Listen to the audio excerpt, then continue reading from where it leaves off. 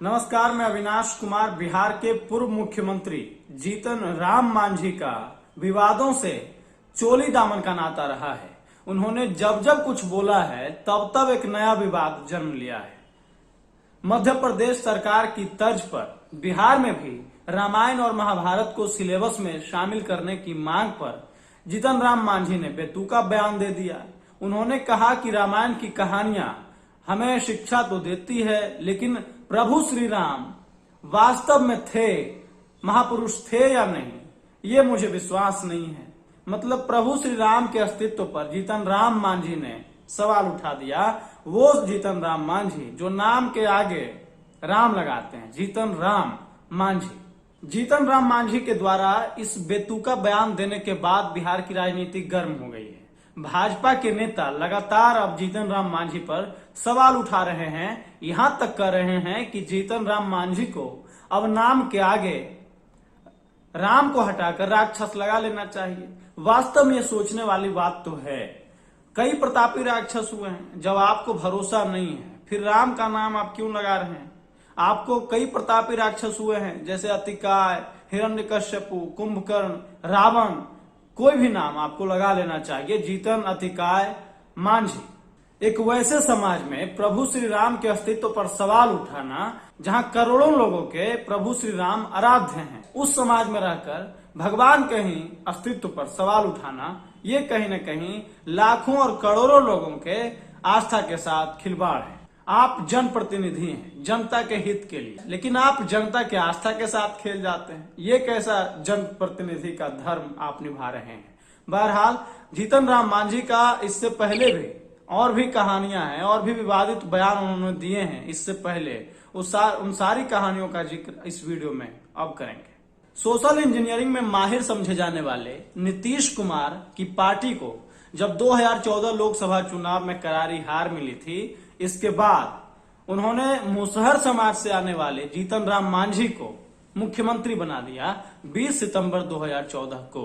इसके बाद से तत्कालीन मुख्यमंत्री जीतन राम मांझी के तो पर निकल आए। लगातार बयान पर बयान, माने आग पर आग उगलते गए। उन्होंने उससे सबसे पहले तो कहा कि आज बिहार का प्रतिनिधित्व वो कर रहा है जो समाज के सबसे निचले तबके से आता है, मुसहर समाज से आता है।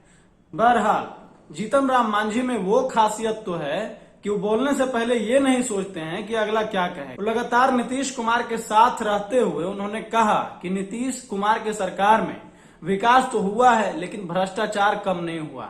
एक बयान में उन्होंने जिक्र करते हुए कहा कि हाल ही में, मतलब पिछले दिनों, बिजली बिल के संशोधन में उनके परिवार ने रिश्वत दिए थे।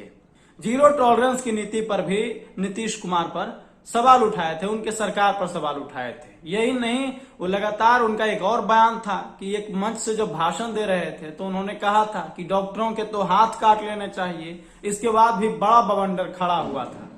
जीतन राम मांझी के कई बयान हैं जो सुर्खियों में रहते हैं और रहे थे, जिसके बाद पार्टी के नेता आकर लगातार इस पर सफाई देते नजर आए थे। एक बयान में उन्होंने कहा था बाढ़ के सवाल पर, बिहार में बाढ़ के सवाल पर, कि चूहा खाने की मजबूरी आ जाती है दलितों को। इसके बाद उन्होंने कहा था कि इसमें चूहा खाने में कोई बुराई नहीं है, कोई गलत बात नहीं है, क्योंकि हमने भी चूहा खाया है, हम भी मुसहर समाज से आते हैं और मैं इसीलिए बार बार मुसहर समाज से ताल्लुक रखने की बात जीतन राम मांझी की मैं कर रहा हूं। ये उन्हीं का बयान है।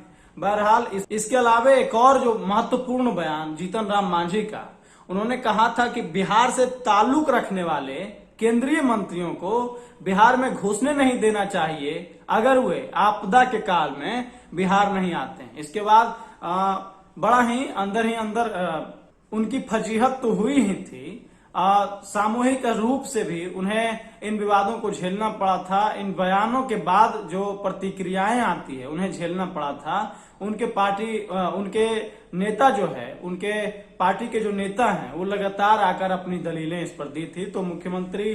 तो पूर्व मुख्यमंत्री जीतन राम मांझी का इन बयानों के बाद, इन बयानों को जानने के बाद अगर हम कहें कि उनका नाता चोली दामन का है विवादों से, तो कोई अतिशयोक्ति नहीं होगी। बहरहाल ये वीडियो आपको कैसा लगा ये आप हमें कमेंट कर बताएं, वीडियो को शेयर करें और हमारे फेसबुक पेज को भी लाइक कर लें। धन्यवाद।